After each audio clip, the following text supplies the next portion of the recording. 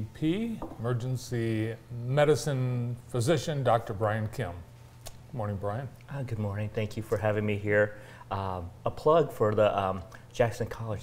Their concert venue is awesome. I went to see REO Speedwagon, one of my high school bands that I used to follow. My God, I think I was the youngest guy there. It was an awesome venue. It's great to go to concerts there. Yeah, they've been bringing in really some great tribute bands, but also some original acts that have been at it for 50, 60 years. Absolutely. They're still going strong. Yeah. Yeah. Still wearing spandex, I think. Well, we were talking about the NFL draft earlier, and Henry Ford is the official health team for the Lions. Do you get any chance to be up close and personal? No, I don't. But other people do, from the orthopedic team and the sports medicine team. That complex, though, down in Detroit, specifically geared to orthopedics, is awesome. So they do a lot of wonderful things with this athletes as well. Yeah, and the Pistons. And the Pistons, which I went to a lot of their games this year, and I think they lost all of them. All the games, almost all the games. We normally go to a game as a staff, and we just couldn't do it this year to the Pistons game. So, but we will we'll get back there. I think what was interesting is that I was listening to you guys. It's great for the city of Detroit and Michigan for all the things that are going really well. The Lions, especially this past season. So, was lucky enough to go to see them in the playoff game against Tampa Bay, which was outstanding. I was a season ticket holder for the longest time, and then when I said finally forget it, and then they started doing well, and I can't afford them now.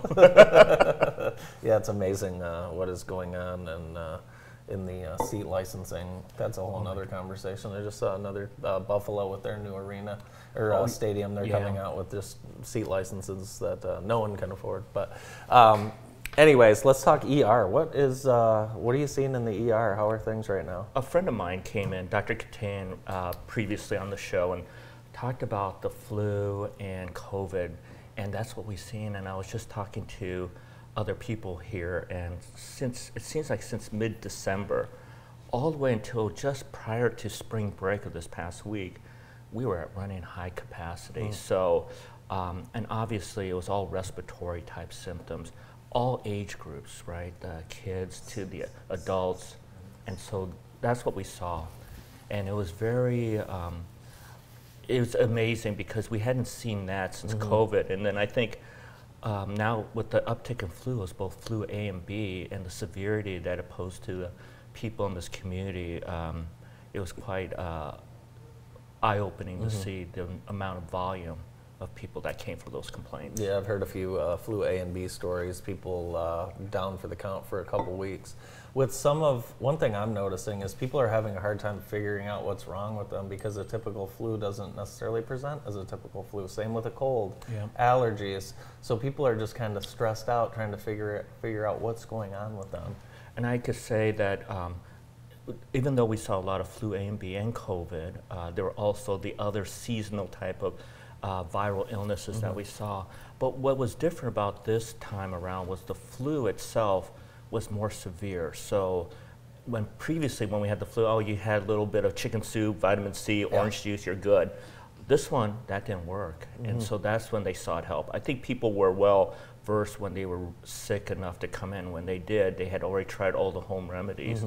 What was interesting is how it took our pediatric patients to the next level of illness and needing hospitalization. So as you can see, a lot of the hospitals, ourselves as well as the others in the area, were full to capacity. Wow. And that was amazing. Children's Hospital, Mott's, was full quite a bit as well during this time. We've also seen just recently measles and in Texas a case of bird flu. It's always something. It seems like there's the next thing we have to worry about. And that's the measles, and that's something that we had a recent case in Washtenaw County, and there was a suspected case here in Jackson. It didn't turn out to be measles, but it's because of the times of the unvaccinated era that we live in that we're seeing an increase of these measles. And in 2000, it was supposedly eradicated from the U.S. because of our vaccination status. So for us that have been vaccinated, it does provide a lifelong, per se, immunity, about 98, 99%, but I'm concerned about the unvaccinated children especially. Bart and I were talking about foods and allergies and things like that, and maybe there's these services where you can send in, find out what you're allergic to. Yeah. You subscribe to any of that stuff? No, I don't. But you know what's interesting? We're talking about sports. There's a football player that I remember that used to play linebacker for the 49ers and Raiders who subscribed to that. He would send out blood samples, all kinds of samples to get tested, and just hence performance. But also looked at allergies and what foods were better for him to perform at a higher peak level. So I had a friend do that, Okay. and it came back saying they were allergic to chicken, and that's when I said I'm not doing that. Well, because you're going to tell me I'm allergic to something that I don't think I'm allergic to. Yeah. Does that make sense? Well, and then there are things that you claim to be allergic to that you're not. I'm allergic to eggs. Well, mushrooms. Are you really allergic to mushrooms? No, I just don't care for them. it's apropos. Next week is what, restaurant week? Yes, that's right. So That's right. you gotta be careful. I'm excited. Yeah, I am too. Yeah, so you will tell a waitress that you're allergic to mushrooms. If I order something with that might have a mushroom accompaniment, like a steak or something, Sure. I will say I have a fungus allergy. Kind of like across the street at Veritas. I just got me. Yeah, I something about mushrooms. I just don't care for it. And do you really know if you're allergic to eggs? Yes. How do you know? Oh, I know. I know, sir. Thank you. So a lot of people are kind of perplexed with this high number of respiratory illnesses that we've had this winter with the lack of snow and cold. A lot of people say we just didn't have a typical winter, and people were anticipating we would see a reduction in the number of respiratory diseases because of that, but that didn't bear out. It's like the Farmer's Almanac, it's a prediction of what's going to happen. It's hard to say.